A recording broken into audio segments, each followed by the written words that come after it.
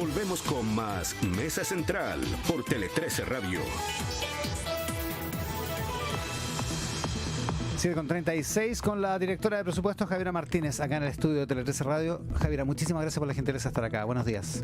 Buenos días, muchas gracias por la invitación. Hasta que salió la ley de presupuesto. Hasta que salió la ley de presupuesto. Son los 2 meses más intensos para la directora de presupuesto, ¿no? Son 2 meses muy intensos, pero yo diré que también la preparación del presupuesto también siempre es muy intensa. O sea, el trabajo de proyección fiscal, de prioridades que hay que hacer dentro del Ejecutivo también. Discutir ministerio a ministerio, la práctica, ¿no? Discutir ministerio a ministerio, entre ministerios, poner de acuerdo en algunas políticas que son más intersectoriales a los ministerios, eso es también gran trabajo. Entonces yo diría que no solamente son estos 2 meses, sino que el mes previo también, septiembre, también es un mes bien intenso. O sea, se quiere ir de vacaciones ya.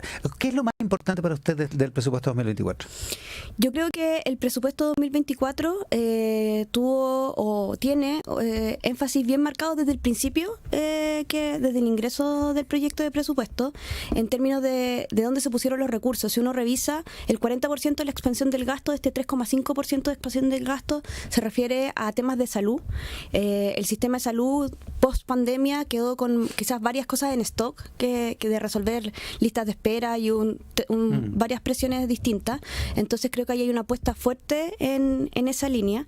También creo que es importante el caso de vivienda, del MIMBU, porque ahí también hay un aumento presupuestario que va en línea con garantizar y apurar la meta de las 260.000 nuevas viviendas en el marco del plan de emergencia habitacional. Que es la meta para todo el periodo. Y la última, como que creo que un avance importante en materia de seguridad también, que seguimos consolidando este aumento en materia de seguridad en Ministerio Público, en Carabineros, y también yo pongo debajo esa línea también toda la parte de emergencia, que las emergencias en general en el presupuesto tenían líneas, asignaciones especiales donde se trabajan, pero este año empezamos con un presupuesto mayor también en términos de, el próximo año, perdón, con un presupuesto mayor en emergencia. O sea, la base es mayor. Emergencias son incendios forestales, eventualmente un terremoto, sí, ese principalmente tipo de cosas. Incendios forestales. En la CONAF hay un aumento relevante de presupuesto, pero también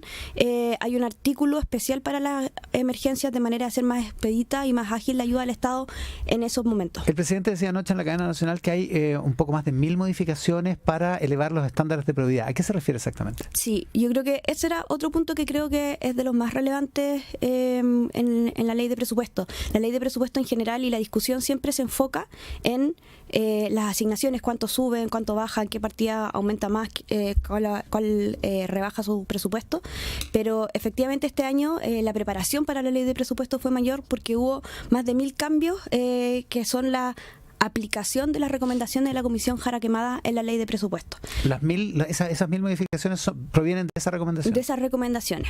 ¿Y qué se observaba en la ley de presupuesto? Que efectivamente uno tiene en la ley de presupuesto, en cada programa presupuestario de asignaciones, que son los montos que se pueden destinar a un programa en especial, pero después salen las normativas, que son las glosas. ¿Cómo yo puedo gastarme estos recursos? ¿Cuáles son las normativas de información, de concursabilidad? ¿Quiénes pueden hacer uso de estos recursos? Y todas esas normativas planteaba una heterogeneidad de normas muy impresionante en la ley de presupuesto. Eso significaba que, por ejemplo, un programa en un servicio podía funcionar de tal manera con tales criterios, pero en el mismo servicio otro programa tenía otros criterios. Eso eran como criterios que se habían acumulando en el tiempo. Y eso hizo un cambio bien importante. Entonces, por ejemplo, si bien la concursabilidad era norma para ciertas cosas, después por glosa de presupuesto veíamos que se autorizaba al jefe de servicio a hacer tratos directos. Y hoy día todo eso se cambió y se puso una norma general que es de acuerdo al articulado de la ley de presupuesto. Como un canon, digamos, para toda la administración. Un canon para toda la administración, que aún así es ley de presupuesto. Entonces el 31 de diciembre del 2024 pierde vigencia si es que no está en la ley de presupuesto del próximo año. Siguiente, ¿ya? Por eso también se está preparando un proyecto de ley de más permanente permanente en esta materia, pero los 1.000 cambios vienen de eso, de reclasificaciones del gasto, de ajustes de normativa y de tener un estándar en el artículo que se encuentra en el artículo 23, 24, 25, 26 de la ley de presupuesto. Vamos a hablar de la dimensión política también de todo este asunto más adelante, pero déjeme preguntarle una cosa. El presidente dijo ayer, a partir de la ley de presupuesto, que iba a crear un gabinete de crecimiento. ¿Usted tiene la información de qué se trata eso? Yo entiendo que el anuncio más también hacia el equipo de gobierno en el contexto del Consejo de Gabinete. El de mañana. Entiendo que el primer viernes del mes, digamos. Sí, pero efectivamente tiene, y esto ha pasado con otras grandes fuerzas de tarea que ha tenido el Ejecutivo durante iba a decir los años. Casi 2 años. Casi 2 años, pero que se siente mucho más.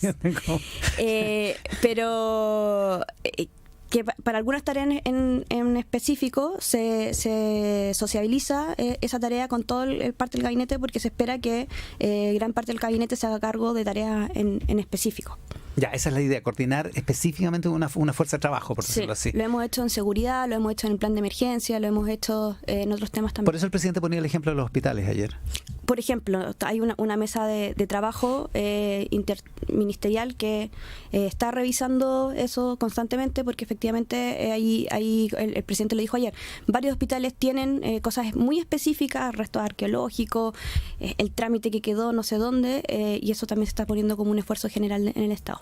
Esta ley de presupuesto tuvo, la tramitación en el Congreso, tuvo un aspecto que supongo fue enojoso para usted, que le impidió entrar a la discusión en la sala de la Cámara. Esto es porque, en fin, los jefes de servicio necesitan autorización para entrar, no así los ministros y tampoco los subsecretarios cuando están acompañados del ministro o cuando acompañan al ministro. ¿Cómo lo vivió? ¿Qué importancia tuvo para usted? Yo creo que, primero creo que el trabajo con el Congreso en esta ley de presupuestos fue un buen trabajo. Fue un buen trabajo en las distintas etapas del presupuesto. Son 2 meses que se discute la ley de presupuesto, una primera parte de subcomisiones, donde se hizo un buen trabajo por las subcomisiones. Un buen trabajo me refiero entre el Ejecutivo y el Congreso. Después vino una etapa de comisión mixta, donde también tuvimos una buena discusión. De hecho, de ahí surgieron más de 40 y tantas indicaciones que luego se presentaron en la Cámara. Después tuve el trabajo en la Cámara y en el Senado. Obviamente en la Cámara fue el trabajo más dificultoso desde el punto de vista práctico, porque es más complejo si uno está fuera de la sala que dentro de la sala, pero yo creo que en general esa actitud colaborativa que tuvieron tanto con personas del Congreso, del oficialismo como la oposición, fue la actitud mayoritaria, y con eso preferiría quedarme más que con quizás menos disposición o con el ruido que podría haber sido más propio de un grupo acotado de diputados. Para entrar a la sala se necesita una unanimidad de 155 personas, pero eso no impidió que se tramitara la ley, que se pudieran llegar incluso a acuerdos en la sala. Hubo un preacuerdo muy importante en materia de salud en la sala, en materia de seguridad también se avanzó bastante. Entonces yo con eso me quedo, con la actitud colaborativa y de trabajo hasta largas horas de la noche del Congreso. Y que todo esto se haya motivado por el caso Convenio, por su eventual vinculación con el caso Convenio. ¿Qué le parece? Bueno, yo como he estado en la ley de presupuesto 24/7, no he mirado el informe final de la comisión, sí las conclusiones. La comisión investigadora. De la comisión investigadora, sí las conclusiones. Y en las conclusiones no hay una como referencia específica que uno dijera como la dirección de presupuestos cambió esta glosa, este acto administrativo que refleje un poco lo que se ha dicho por ese lado. Yo lamento que yo me puse a disposición también de ir a esa comisión cuando hablaran específicamente de los gobiernos regionales. No la citaron. No me citaron. Sí dejé enviado un oficio que está disponible en la página web del Congreso, donde se explica cada uno de los temas. Los convenios en su mayor parte, casi en su totalidad, son del año 2022. La ley de presupuesto que se tramitó el año pasado es de cara al 2023, malamente. una ley de presupuesto 2023 puede explicar cosas que pasaron en el año 2022, pero no sabría cómo más agregar al respecto. Yo creo que la buena noticia hoy día es que tenemos una ley de presupuesto que se hizo cargo del tema, que de alguna manera cerró brechas de vulnerabilidad que existían en la normativa. Nosotros hoy día teníamos una normativa muy dispersa en materia de la relación entre el Estado y las instituciones privadas sin fines de lucro. Como comentaba antes, había por lo menos había cientos de maneras distintas de enfrentar esto como regla general, o sea, no había regla general, habían más de 100 maneras distintas de enfrentar esto, y hoy día tenemos ya reglas generales, que es la concursabilidad para todo tipo de transferencia, que también hace una división importante, y esto va a ser una lógica de trabajo distinto, donde se dividen quiénes son instituciones privadas sin fines de lucro, que son beneficiarios, que reciben subvenciones por parte del Estado o aportes por parte del Estado, y a quién el Estado decide delegarle una política pública, y por ende también las exigencias sobre esas instituciones son mucho más altas, o sea, como la exigencia de boleta de garantía, la exigencia de los 2 años de experiencia, la exigencia sobre qué materias tiene que tener el convenio también es distinta, y yo creo que es el artículo 24 de la ley de presupuesto son avances bien importantes que esperamos tramitar de manera permanente en una ley general de transferencia. Déjeme preguntarle por algunas cosas de esas, pero antes de eso, en septiembre, en octubre, se habló mucho de que usted iba a ser citada a declarar como imputada en el caso convenios en la investigación de Antofagasta, de Democracia Viva. Finalmente nunca la citaron, ¿no? Hasta el momento no he tenido citación ni novedad al respecto. Ahora, yo tengo información de que usted ha colaborado con la Fiscalía cuando le han pedido algún tipo de información. Lo que pasa es que de manera institucional, y esto no es solamente propio de este caso, sino que en otros casos que conocidos por la opinión pública a lo largo del tiempo, obviamente se pide cierta información específica a la Dirección de Presupuesto por la información presupuestaria que la Dirección de Presupuesto maneja, pero parte como de un quehacer. Es una cuestión institucional. No usted específico, sí. No usted como persona, digamos. Exacto. Como persona natural, digamos. Pero está dispuesta a colaborar con esa investigación. Por supuesto, o sea, yo también he estado disponible de ir, he ido al Congreso cada vez que se me ha citado en la Comisión de Hacienda principalmente sobre el tema. O sea, de hecho nos propusimos ir con el ministro Marcel a la Comisión de Hacienda, del Senado, de la Cámara, así que toda la disposición siempre. El caso tiene un trasfondo personal. Usted tuvo una relación personal con el señor Andrade. Son miembros de su mismo partido los que están involucrados. Desde el punto de vista personal, no me refiero a la cuestión íntima, por cierto, pero desde el punto de vista personal, son gente de su mismo partido. ¿Qué le parece? O sea, creo que muy frustrante, genera bastante también rabia, sobre todo cuando uno ve cómo las demandas que se tienen con respecto al uso de los buenos recursos, como también cuesta efectivamente tener políticas nacionales con respecto a esto. Entonces genera rabia y frustración, pero yo cómo se enfoca esto o cómo se pone la energía para que esto se vuelva como algo positivo, es cómo podemos hacer que los recursos se gasten de la mejor manera posible. Y esa fue la tarea que nos pusimos desde la Dirección de Presupuesto. Por eso hicimos una revisión sobre las más de 1000 páginas que tiene la ley de presupuesto, más de las 2000 glosas que tiene la ley de presupuesto, un trabajo bastante exhaustivo en eso, y ahí es donde yo pongo hoy día el foco. Ahora, se ha dicho muchas veces, de hecho usted lo acaba de mencionar, que en algún momento la Dirección de Presupuesto eliminó la norma, el requisito de 2 años de trayectoria para las fundaciones para que pudieran celebrar este tipo de convenios con el Estado. ¿Qué pasó ahí? Uno tiene que uno mira desde el año 2022 al 2023, porque esto es una ley de presupuesto que se tramitó el año 2022 hacia el 2023. Primero, la norma general no era de 2 años de vigencia, eso era un caso específico de los gobiernos regionales. ¿Ya? Y dentro de los gobiernos regionales era un específico relativo al 8% de concursabilidad que tienen los gobiernos regionales. Ya, son una parte de los gobiernos regionales. Ahora, ¿pero qué pasa? Convengamos que los gobiernos regionales son el principal problema en esto, mucho más que las seremías de vivienda. Digamos. Sí, pero ¿qué pasaba? Del monto de la plata. En el inciso siguiente de la norma decía De todas estas normas anteriores quedarán excluidos las asignaciones directas que hagan los gobiernos regionales. Entonces, si bien estaban los 2 años de vigencia, la asignación directa, que era por sobre el resto del presupuesto y no sobre este 8%, estaba sin ninguna norma. O sea, antes del cambio, igual el gobierno regional podría haber asignado directamente plata a cualquier fundación, a una fundación creada ante ella. ¿Pero cuál es el cambio que nosotros hicimos? Pusimos un reglamento, porque antes esa asignación directa nunca había estado normada. Entonces, a partir del 2022 al 2023 existe un reglamento que tiene que pasar por el Consejo Regional, donde se determina los contenidos mínimos para esa asignación directa. Y eso antes no existía. Entonces, que ese fue el cambio en materia de asignación directa. Y otra cosa que también es bien importante que avanzó de la Ley de Presupuesto 2022 al 2023 es que las modificaciones presupuestarias antes no se especificaba que tenían que pasar por la Contraloría, por el órgano Contralor. Y eso sí es una modificación hacia el 2023. Entonces, nosotros el 2023, la Ley de Presupuesto 2023 es una mejor ley en ese sentido que la normativa del año 2000, la que está vigente este año. La que está vigente este año. Y donde se hicieron algunos de esos traspasos de gobiernos regionales.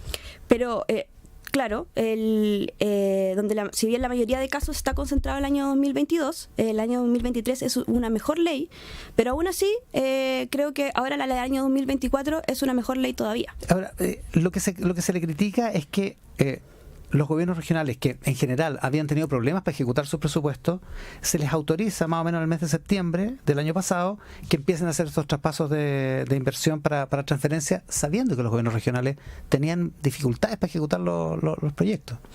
Y eso es un cambio de criterio, digamos. No es un cambio de criterio en el sentido de que si uno revisa cuánto ha sido lo que se traspasa de inversión a transferencia durante los otros años, el promedio en general, cuánto crecía el monto de transferencia, crecía el año, si mal no recuerdo, el año 2020 un 40%, el año 2021 fue el pic, por casi un 46%, 50%, y el año 2022 fue más bien en relación a lo mismo que había sido el año 2020.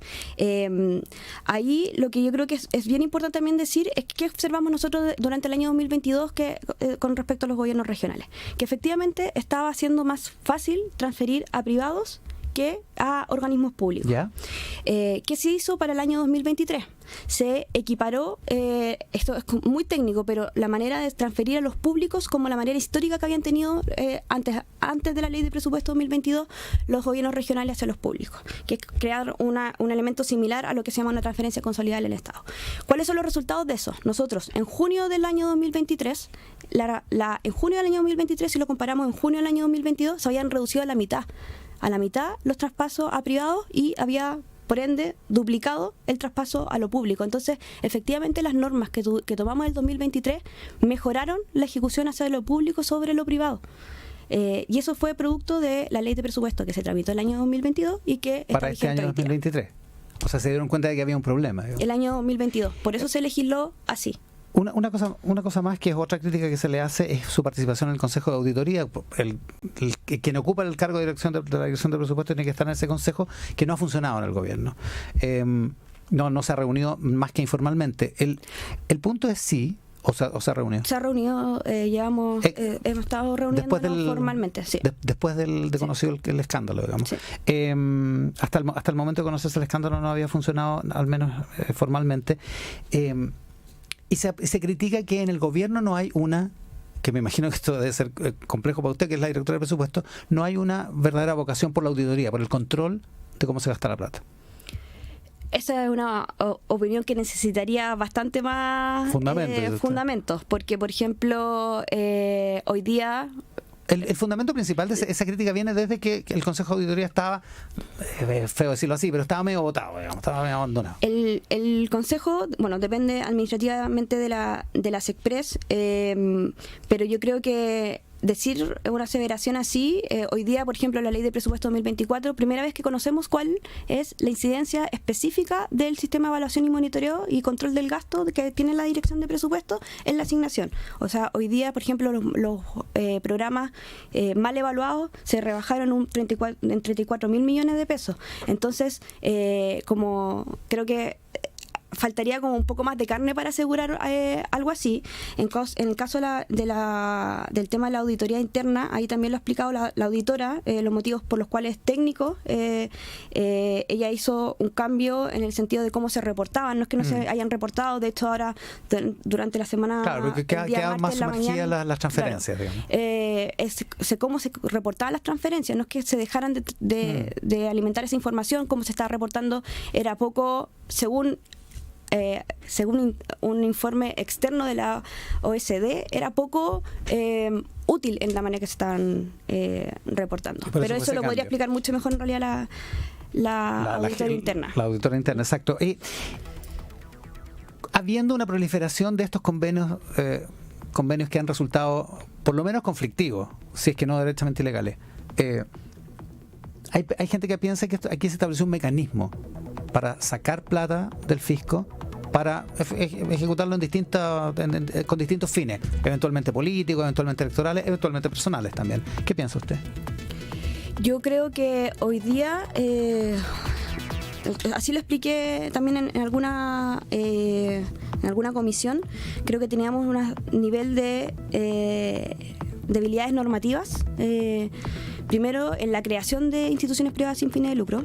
Segundo, en la relación del Estado con estas instituciones privadas sin fines de lucro, que como lo he explicado, había legalmente una heterogeneidad de normas al respecto.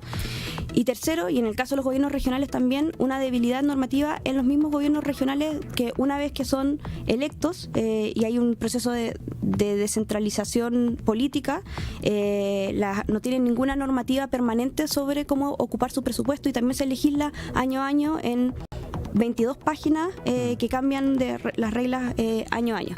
Entonces yo creo que eso, sumado a quienes en esto ven una oportunidad y se aprovechan y hacen un mal uso de los recursos, efectivamente era como en el peor de los mundos. Por eso es tan importante los cambios que se están haciendo hoy día, por eso es tan importante escuchar y tomar la recomendación de la Comisión Jara Quemada, que es bien específica también. Ellos tienen aproximadamente 4 capítulos de normas que regulan primero a las instituciones privadas sin fines de lucro, ponen otro tipo de requisitos para formarlas, luego en la relación de estas instituciones con el Estado en materia de transparencia, de rendición de cuentas. Yo creo que todo eso va a ayudar a superar esta debilidad normativa que se da por varias partes. Y una última cosa, Javiera, visto lo visto, una de las cosas más que tuvo que salir a aclarar durante este periodo es que usted no había aprobado el convenio de la Fundación Procultura en Antofagasta para pintar fachadas patrimoniales, que era un convenio bien excesivo, eran como 260.000 pesos por metro cuadrado. Visto lo visto, si volviera a pasar por su escritorio o por el escritorio de la Dirección de Presupuesto un convenio de ese tipo, ¿usted lo volvería a autorizar? Lo que pasa es que por la Dirección de Presupuesto no pasan convenios. Y eso ha sido... ¿Qué es lo que pasa? En la Dirección de Presupuesto hay asignación de recursos, pero no hay, y se analiza la disponibilidad presupuestaria en la normativa vigente. No el mérito. No el mérito y mucho menos un convenio. O sea, porque la calidad el detalle del convenio, digamos. No, eso no alcanza, no pasa, por esos son temas que ve cada uno de los servicios, no pasa. Entonces, eso también es súper importante aclarar cuál es el rol de la Dirección de Presupuesto, que es la asignación de recursos, que la mayor herramienta que tiene la Dirección de Presupuesto para esto es la ley de presupuesto. Se lo pongo por otro ejemplo. Si yo soy ministro de algo y me quiero comprar un Rolls Royce, póngale que todos se volvieron locos y me lo autorizaron. Usted va a decir, mire, está la plata, ¿lo autoriza? ¿Eso es el rol de la Dirección de Presupuesto?